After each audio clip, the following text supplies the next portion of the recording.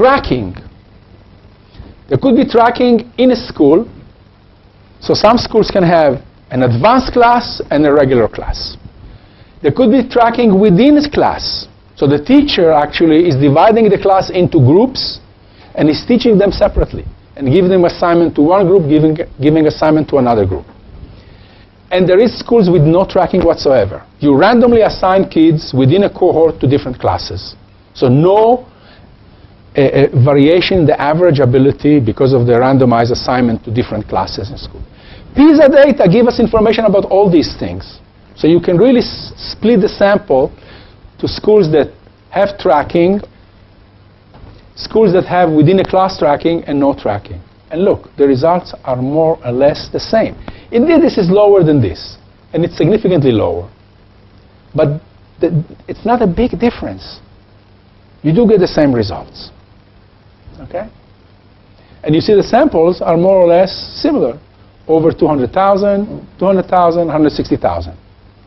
Okay? So this is another, if the evidence I presented you, the OLS, the fixed effect for the pupil estimates of 0.06 return for an hour of instruction in a given subject, if that is biased, I would have expected that the bias would result perhaps from tracking. It's not. Then this is another evidence in the PISA questionnaire that one can exploit. This one is nice, okay? The PISA report for each school, its experience in terms of difficulty in hiring teachers of a given subject. The school principal is asked, do you have difficulty in hiring teachers in mathematics? He says, yes, no. He gives a ranked response. Do you have difficulties in hiring Spanish teachers to teach Spanish language classes? So I use that to code for each school a dummy whether they experience difficulty in that subject or not. Okay, and I can control for that dummy in this exercise. And since the reply here is about each subject, it can be added as a control variable in the regression. Remember, there's a pupil fixed effect. Anything that is the same for all subjects within a school is netted out. But this is within school variation, this one, which is nice. You know about the school whether he has difficulty in different subjects. And again, you see that the results 575, I think it was 560 something, the results without this control.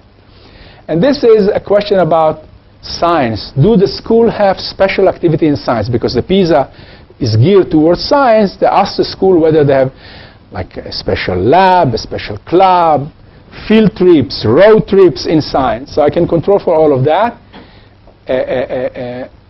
And again, the results are not different. Okay?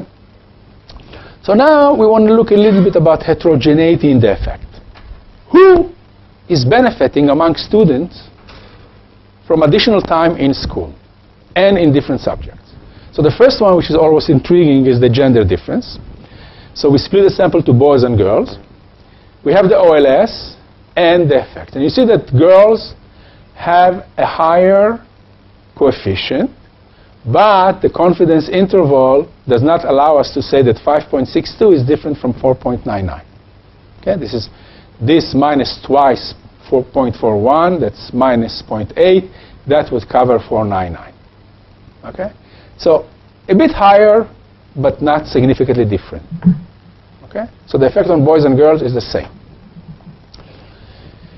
Now, this is, again, interesting because if we believe that boys benefit more in classroom hours of instructions in science and math than girls, or vice versa, we would expect our results to be biased dramatically.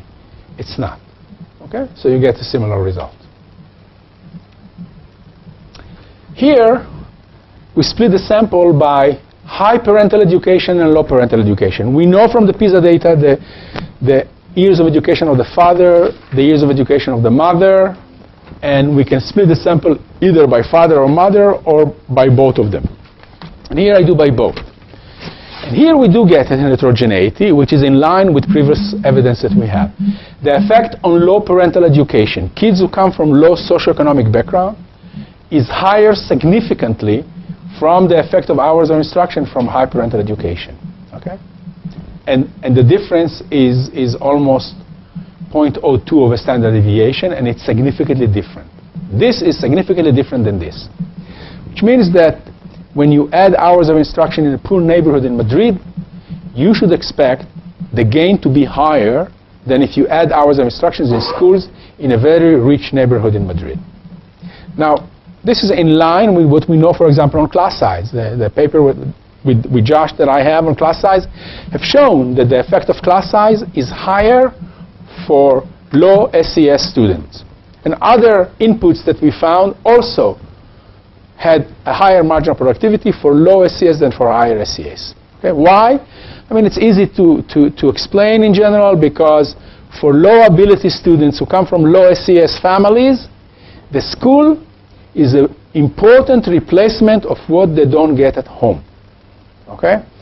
For high educated families, the school is a marginal contribution for what is not at home. There are many books at home. There's an intellectual environment. The father has a degree from the university. He can help the kids in school for his homework from school.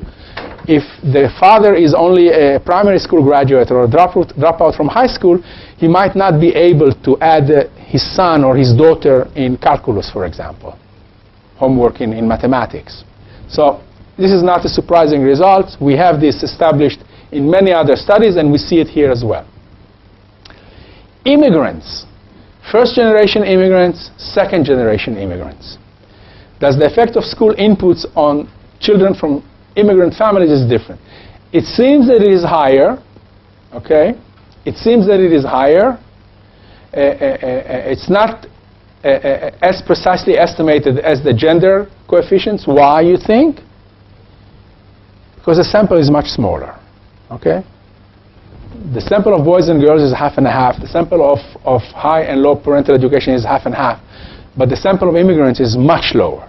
Could be 5%, 10% of the sample at all. So you get less precision in the estimation, less efficiency because of fewer degrees of freedom. Okay, so this is the evidence for the OECD for the PISA data.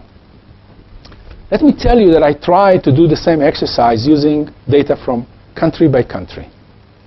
Why do I use all the countries together? Why do I pull all the countries together and get this kind of production function frontier based on all of Europe, US, Canada, Australia, Japan, etc.? You can do it country by country. Well, you do get results that are in line with what I showed you here, but there is huge variation. Okay, I don't remember doing it for Spain specifically, but I've done it for many countries, and you get more or less the same results, but there are some countries that you get zero effect, for example. Okay, so this is really kind of a meta-analysis, if you want, of all the country-by-country studies. Okay, and since I'm interested in the overall picture, I rather do it this way. So now I split it to, I look at European, Eastern European countries. Before I looked, as I said, only in Western European countries and some in Northern America and Australia and New Zealand and Japan. Now it's 13 or 14 countries, European countries. And it's amazing. I mean, this is PISA 2006. These countries were liberalized around the early 1990s, okay, when the Soviet Union collapsed and it was split into different countries, all the Soviet republics. Yet, you get OLS that are much higher, twice, but the fixed effect estimation is the same. 607, it was 565, okay, before.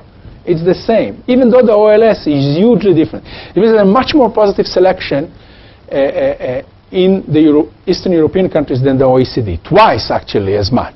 Means that there is a lot of sorting of high ability students to schools with more resources, much more than we see on average in the OECD sample. But the pupil fixed effect is the same. And it's the same when you have girls having higher than boys. And it's the same with low parental education versus high parental education. And it's higher for second generation immigrants. So a different sample altogether, not included in the first sample, yield exactly the same results. Okay? So these are countries with a culture of communism, okay, just about 16 years, 14 years after the got rid of communism, and you already get the same technology, okay, the same education production function in terms of inputs. Okay? This is the developing countries. Okay? This is Mexico, Argentina, Uruguay, Chile. Okay? There are some other countries in Northern Asia. Okay? And you see that the OLS here is again very, very high, almost twice the OECD. And the fixed effect is half of what we've seen before. Much lower marginal productivity. So going back to the first table I showed you, these countries have a 1 standard deviation lower test scores than the OECD.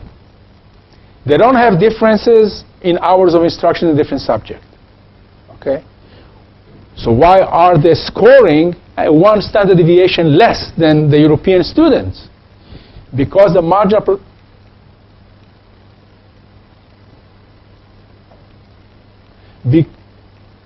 because the marginal productivity of hours of instruction is much lower. When a teacher is teaching 3 hours per week in mathematics in Uruguay or in Colombia, for example, the students are gaining half of the knowledge compared to an hour of instruction in Spain or Italy or France in average. Why is that? Okay? So I can tell you many stories. The most important one is the fact that there is huge absenteeism of teachers in schools. We know that.